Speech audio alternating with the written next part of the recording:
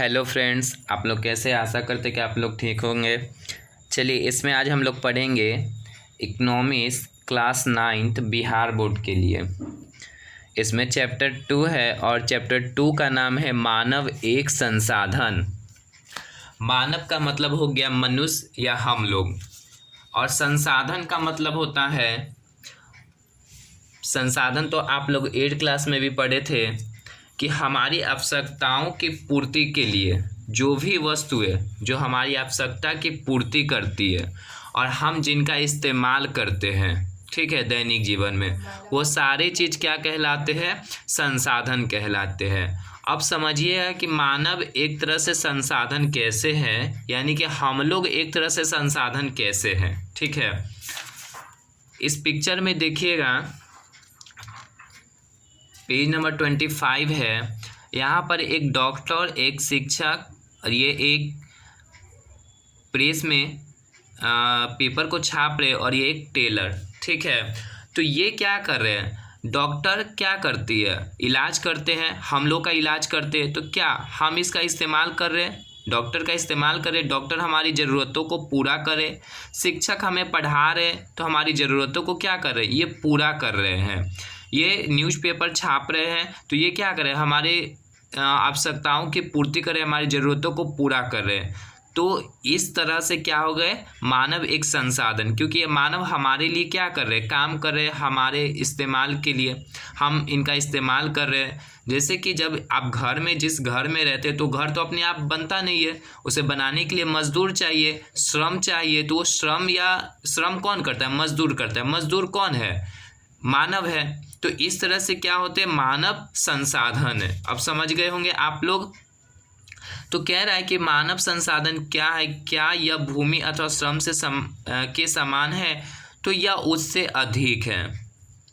मानव पूंजी क्या है? क्या यह रुपया, पैसा अथवा डॉलर के समान है? तो यह उससे भी अधिक है। देखिए, मानव पूंजी, जब कोई आदमी कुछ करने के लिए कुछ सीख जाता है, उसमें कुछ कौशल या स्किल या कोई काम करने के लिए वो कुछ सीख जाता है, वो तो तब वो क्या पूंजी का रूप ले लेता है। ठीक है, तब वो पूंजी का रूप ले लेता है। आगे हम समझाएंगे क्या है। फिर देखिए परिचय से, मनुष्य एक सामाजिक प्राणी है, यानी समाज में रहने वाला, जिसकी न्यूनतम आवश्यकता, ठीक है, जो प्रथम आवश्यकता मानव की होती है, वो क्या क्या है? रोटी, कपड़ा, मकान। रोटी कहने का मतलब पहला भोजन। भोजन जब मिल जाएगा मनुष्य को, तो वो कपड़ा पहनेगा। ठीक है, कपड़ा की आवश्यकता पड़ेगी। और मकान यानी घर, घर रहने के लिए चाहिए, जब उसे कपड़ा मिल जाएगा। तो ये मानव की जो 3 चीज़ें हैं, ये उसकी प्रथम और न्यूनतम आवश्यकता है। ठीक है, कम से कम ये चाहिए मानव को: रोटी, भोजन, कपड़ा, वस्त्र और मकान यानी घर। फिर बाद में उन्हें स्वास्थ्य, अच्छा स्वास्थ्य चाहिए और अच्छा शिक्षा भी चाहिए। पिछले अध्याय में हमने गांव की एक कहानी के माध्यम से उत्पादन, पिछले चैप्टर में आपने पढ़ा उत्पादन क्या है, उत्पादन के साधन क्या है, उत्पादन के साधन कितने हैं। अगर आप उस चैप्टर 1 को नहीं पढ़े, तो इस चैनल के प्लेलिस्ट में जाकर आप उस चैप्टर को पढ़ सकते हैं। अगर आपको कोई क्वेश्चन डाउट होता है, तो आप कमेंट करके भी पूछ सकते हैं। के साधनों का अध्ययन किया था। उन साधनों में से एक साधन साहस था। तो ये साहस जो होता है, यानी जो रिस्क, जो जोखिम के काम को उठाता है, उसे साहसी कहते हैं, और वो काम साहस कहलाता है। तो ये साहस कौन उठा रहा है? मानव उठा रहा है। साहस उत्पादन का एक सक्रिय साधन है, क्योंकि इसमें कोई दूसरा प्रयोग नहीं करेगा, ये खुद काम करेगा साहस। ठीक है, तो ये हो जाएगा सक्रिय साधन के रूप में माना गया है। जैसे भूमि क्या है? निष्क्रिय साधन। ये उत्पादन के निर्माण में ये खुद अपना सहयोग नहीं दे सकता, जब तक इस पर श्रम का प्रयोग नहीं किया जा सकता है। ठीक है, खुद तो करेगा नहीं। और यह साहस कोई निर्जीव चीज़ नहीं है, बल्कि सजीव है, जो मानव के रूप में जाना जाता है। इसलिए मानव ही उत्पादन का मूल सूत्रधार है। कहने का मतलब कि अगर आप किसी भी चीज़ का उत्पादन करते हैं, तो उसके लिए सबसे पहले मानव चाहिए, मानव संसाधन चाहिए। मानव के बिना किसी भी चीज़ का उत्पादन संभव नहीं है, ये तो आप भी जानते हैं। जिस प्रकार बिना चाबी के ताला नहीं खोला जा सकता है, उसी प्रकार बिना मानव के उत्पादन प्रक्रिया या विकास कार्य नहीं प्रारंभ की जा सकती है। तो देखिए, मानव संसाधन कितना इम्पोर्टेंट और कितना महत्वपूर्ण है। इसके बिना उत्पादन किसी भी चीज़ का संभव नहीं है। उत्पादन की प्रक्रिया को आगे बढ़ाने के लिए मानव को संसाधन के रूप में जाना गया है। इस संसाधन को मानवीय पूंजी के रूप में भी हम जान सकते हैं मानवीय संसाधन को, अर्थात मानवीय समस्त संसाधन में सर्वोपरि है, यानी सबसे ऊपर है। सारे संसाधनों में मानव संसाधन क्या है? सबसे ऊपर है। मानव भी क्या करता है? ये जो प्रकृति में उपलब्ध संसाधन उनको क्या करता है? अपने उपयोग लायक बनाता है। कौन? मानव संसाधन यानी मानव। वर्तमान में मानवीय संसाधन को मानवीय पूंजी कहा जाता है। मानवीय संसाधन को ही मानवीय पूंजी कहा जाता है क्योंकि यह उत्पादन क्रिया का प्रमुख अंग अथवा स्रोत है। उद्देश्य: किसी देश के विकास के लिए समुचित रूप से संसाधन का प्रयोग होना चाहिए। ठीक है, सही ढंग से उचित रूप से संसाधन का प्रयोग होना बहुत जरूरी है किसी भी देश के विकास के लिए। संसाधन का अत्यधिक उपयोग हेतु मानवीय पूंजी का मजबूत होना आवश्यक है। मानवीय पूंजी मुख्यतः, देखिए क्या कह रहा है कि मानवीय पूंजी मुख्यतः भोजन, वस्त्र, आवास, स्वास्थ्य, शिक्षा, प्रशिक्षण, सूचना, तकनीक एवं प्रबंधन इत्यादि पर निर्भर करता है। अगर आपको मानव पूंजी को बेहतर बनाना है, एक अच्छा बनाना है, देखिए जो बच्चा जब जन्म लेता है तो वो क्या खुद कुछ सीखता नहीं है, उसको सिखाना पड़ता है। ठीक है, देखिए तो जो बच्चा होता है उसमें क्या हम लोग निवेश करते हैं, उसको पढ़ाते हैं, अच्छा भोजन देते, अच्छा स्वास्थ्य देते, तब वो क्या करता है? मानव संसाधन के रूप में या मानव पूंजी के रूप में वो परिवर्तित होता है। अगर आप कोई बच्चा जन्म लेता है तो जन्म लिया, मान लीजिए आप उसको कुछ सिखाते नहीं है, कोई शिक्षा नहीं देते, तो बताइए अब वो कोई काम करेगा? कोई आर्थिक क्रियाकलाप से जुड़ पाएगा? वो आपको वो संपत्ति में वो योगदान नहीं दे पाएगा। मानवीय पूंजी मुख्यतः भोजन, वस्त्र, आवास, स्वास्थ्य, शिक्षा, प्रशिक्षण, सूचना तकनीक इत्यादि पर निर्भर करता है। अगर उसे अच्छा भोजन, वस्त्र, आवास, स्वास्थ्य दिया जाए, ध्यान रखा जाए उसके स्वास्थ्य पर, शिक्षा अच्छा दिया जाए, प्रशिक्षण यानी उसे अच्छा से ट्रेंड किया जाए किसी चीज़ के लिए, तो क्या वो आगे अच्छा एक संसाधन बन सकता है।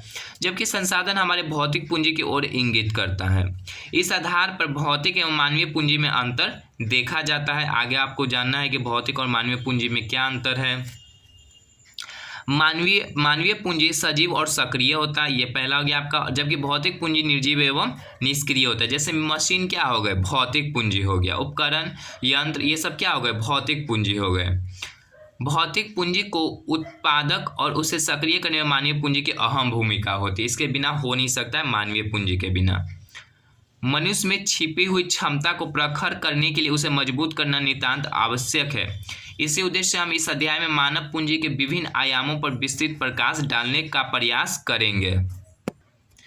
प्रस्तुत अध्याय के माध्यम से मानवीय पूंजी को कैसे समृद्ध किया जाए इस पर विस्तृत चर्चा करेंगे। मानवीय पूंजी जितना समृद्ध होगा, जितना अच्छा होगा, उतना ही देश व राज्य की प्रगति के साथ मानव का जीवन स्तर क्या होगा? ऊंचा होगा। इस चित्र में देखिए दिखाया गया है कि मानव संसाधन के रूप में, जैसे ये डॉक्टर, तो ये क्या है? संसाधन के रूप में हो गए। ये सारे पिक्चर्स हमें दिखाया गया है कि मानव संसाधन के रूप में कैसे हैं। अब है कि मनुष्य संसाधन के रूप में का अर्थ देश की कार्यशील जनसंख्या, कौशल और योग्यता। कौशल का मतलब होता है स्किल, यानी वो कुछ ट्रेंड उसको किया जाता है कि मनुष्य को ट्रेन करके उसे कुछ सिखाया जाता है, उसमें गुण दिया जाता है वो सिखाने का। जैसे कोई गाड़ी बनाने का जानता है तो वो उसमें वो उस चीज़ का वो कौशल हो गया, स्किल हो गया। कोई कंप्यूटर चलाने के लिए उसको ट्रेन किया जाता है, यानी प्रशिक्षण दिया जाता है, तो वो उसमें क्या हो गया? कंप्यूटर चलाने का कौशल, स्किल उसको प्राप्त हो गया। जब व्यक्ति राष्ट्रीय उत्पादक के सृजन में अधिक योगदान करने की दृष्टि से योग्यता एवं कौशल प्राप्त कर लेते तो वे संसाधन बन जाते हैं। यह कह रहा है जब व्यक्ति राष्ट्रीय उत्पादक यानी देश के उत्पादक के सृजन में, निर्माण में अधिक योगदान करने की दृष्टि योग्यता और कौशल, स्किल प्राप्त कर लेते तो वे संसाधन बन जाते हैं। अर्थात जब किसी भी व्यक्ति में शिक्षा, क्या कह रहा है कि जब किसी भी व्यक्ति में शिक्षा, स्वास्थ्य और प्रशिक्षण के रूप में निवेश किया जाता है तो वह प्रशिक्षण दस्ता एवं कौशल हासिल कर लेता है, तो वह व्यक्ति राष्ट्र की संपत्ति बन जाता है। तो अगर किसी व्यक्ति को आपको संसाधन या मानवीय पूंजी के रूप में परिवर्तन करना है तो आपको उसमें अच्छा शिक्षा, स्वास्थ्य पर ध्यान और प्रशिक्षण यानी ट्रेंड करना होगा अच्छे से, तब वो मानव पूंजी और मानव संसाधन के रूप में बदलेगा। ऐसी स्थिति में वह संसाधन रूप में परिवर्तित हो जाता है। वास्तव में अशिक्षित, अप्रशिक्षित यानी जो शिक्षित नहीं है, ज्ञान उनको ज्ञान नहीं है, प्रशिक्षित जिसको ट्रेन नहीं किया है, अज्ञानी, अकुशल एवं अस्वस्थ तथा कमजोर व्यक्ति की अपेक्षा शिक्षित, प्रशिक्षित, ज्ञानी एवं विशिष्टता प्राप्त व्यक्ति की उत्पादकता अधिक होती है और अर्थव्यवस्था के चतुर्मुखी विकास में इनका योगदान अधिक हो जाता है। जो प्रशिक्षित है, ठीक है, जो स्वस्थ है, अच्छे से जो शिक्षित है, वो देश के विकास में अधिक योगदान देंगे। अब एग्जाम्पल के माध्यम से देखिए क्या बताया गया है। जिस प्रकार एक देश अपने भौतिक संसाधनों को कारखानों के माध्यम से भौतिक पूंजी में परिवर्तित कर देता है, जैसे कि लोहा, तो लोहा को क्या करते हैं लोग, कारखानों में जाकर के उससे मशीन बना देते हैं, तो मशीन क्या हो गया आपका, भौतिक पूंजी। उसी तरह मानव को जब जन्म लेता है मानव, तो उसको क्या, उसमें शिक्षा, स्वास्थ्य और प्रशिक्षण देकर उसे क्या, मानव संसाधन के रूप में चेंज कर देते हैं। उसी प्रकार छात्र रूपी मानव संसाधन को अभियंता, डॉक्टर, शिक्षक, वकील इत्यादि रूपों में परिवर्तित कर देता है। अर्थात मानव को संसाधन के रूप में परिवर्तित करने के लिए उसमें निवेश की आवश्यकता होती है, यानी इन्वेस्टमेंट, उसमें कुछ पहले को लगाया जाए। जैसे आपके माता पिता आपको पढ़ा रहे हैं, ठीक है, तो वो क्या कर रहे हैं, आपके माता पिता आपको निवेश कर रहे हैं एक मानव संसाधन बनने के लिए, ठीक है। निवेश का स्वरूप, अब निवेश का स्वरूप जैसे क्या क्या हो जाएंगे, भोजन, वस्त्र, आवास, स्वास्थ्य, शिक्षा एवं प्रशिक्षण, ये सारे आपको माता पिता आपको दे रहे हैं के रूप में जाना जाता है। प्रस्तुत चित्र में मानव को शिक्षा एवं प्रशिक्षण के द्वारा, क्या कह रहा है कि प्रस्तुत चित्र में जो नीचे दिया गया है चित्र में मानव को शिक्षा एवं प्रशिक्षण के द्वारा संसाधन के रूप में दिखाया गया है। पहले इनमें क्या है, मानव जब जन्म लिया तो कुछ भी सीखता नहीं है, ठीक है, सीख कर नहीं आता, उनको सिखाया जाता है, ठीक है, उन्हें प्रशिक्षण ट्रेन किया जाता है, तब वो संसाधन बनते हैं, तब वो हमारी आवश्यकताओं की पूर्ति करते हैं। जैसे में ये डॉक्टर, टीचर, टेलर हो गए। चलिए अब है भौतिक एवं मानवीय पूंजी। अब तक तुमने मानव संसाधन के बारे में पढ़ा और उनके महत्व को समझा, परंतु मानव पूंजी भौतिक पूंजी से किस प्रकार भिन्न है, अब हम इसे जानने का प्रयास करेंगे। भौतिक पूंजी एवं मानव पूंजी दोनों ही निवेश का परिणाम है। पहले आपको दोनों में इन्वेस्टमेंट करना होगा, परंतु दोनों के बीच कुछ अंतर है। इन्हें निम्न प्रकार से दर्शाया जा सकता है। ये क्वेश्चन आपके एग्जाम में पूछ चुका है, तो आप इसको याद कर लीजिएगा। मानव पूंजी एवं भौतिक पूंजी में अंतर क्या क्या है, दोनों में डिफरेंस क्या है दोनों के बीच। मानवीय पूंजी तथा भौतिक पूंजी दोनों निवेश का परिणाम होती है, लेकिन दोनों के बीच कुछ अंतर है जिन्हें निम्न प्रकार से व्यक्त किया जा सकता है। भौतिक पूंजी फिजिकल कैपिटल और मानवीय पूंजी ह्यूमन कैपिटल। भौतिक पूंजी उत्पादन का निष्क्रिय साधन है, यानी भौतिक पूंजी में आपको पहले कुछ उसमें करिएगा तभी वो काम करेगा आगे उत्पादन या किसी चीज़ में। अब मानवीय पूंजी क्या होता है, वो खुद आपको उत्पादन में योगदान देगा। मानवीय पूंजी उत्पादन का सक्रिय साधन है। अब भौतिक पूंजी मूर्त होती है, कहने का मतलब कि इसे बाजार में ले जाया जा सकता है भौतिक पूंजी को। आप मशीन को उठा करके ले जा सकते हैं बाजार में बेचने के लिए। लेकिन मानवीय पूंजी, जैसे मानवीय पूंजी में ज्ञान हो गए, कौशल हो गया, स्किल हो गया उसमें, तो आप मानवीय पूंजी क्या अमूर्त होती है जिसे बाजार में बेचा नहीं जा सकता, वो तो मानव के पास है, ठीक है। मानव में जो कौशल है, किसी चीज़ को बनाने का जो गुण है, वो तो मानव के अंदर है, कौशल या स्किल, तो आप इसको कैसे बाजार में ले जा सकते हैं। केवल मानवीय पूंजी को सेवाओं को खरीदा या बेचा जा सकता है, ठीक है। मानव के द्वारा जो सेवा प्रदान की है उसको आप खरीद या बेच सकते हैं। अब तीसरा हमें कह रहा है कि भौतिक पूंजी को इसके स्वामी से अलग किया जा सकता है। ये आप भी जानते हैं, जैसे मशीन या यंत्र को आप ले जाइए, मालिक बनाए उसे आप बना खरीद सकते हैं, लेकिन मानवीय पूंजी को उसके स्वामी से अलग नहीं किया जा सकता है। आप जैसे शिक्षक जो पढ़ाता है ज्ञान, जो शिक्षक के पास आप ज्ञान खरीद सकते हो, वो तो सीखना पड़ता है। टीचर किसी के पास अगर कोई चीज़ गुण है बनाने का, स्किल है, तो आप उसको स्किल को उसके खरीद नहीं सकते, ठीक है। इस तरह से मानवीय पूंजी क्या है, उसके मालिक से अलग नहीं किया जा सकता है। जैसे एक टीचर के, शिक्षक है, उसके ज्ञान से आप उसको अलग नहीं कर सकते, उस ज्ञान को आप छीन नहीं सकते हैं। अब कह रहा है कि भौतिक पूंजी देश के अंदर पूर्णतः गतिशील होती है, मानव पूंजी पूर्णतः गतिशील नहीं होती है, यह राष्ट्रीयता तथा संस्कृति से बाधित होती है। कौन, मानवीय पूंजी। आगे कि भौतिक पूंजी में समय के साथ लगातार प्रयोग होने का इसमें ह्रास होता है, यानी कमी हो सकती है। किसमें, भौतिक पूंजी में लगातार आप उसका प्रयोग कर रहे हैं, ठीक है, क्योंकि भौतिक पूंजी क्या एक तरह का वस्तु हो गया।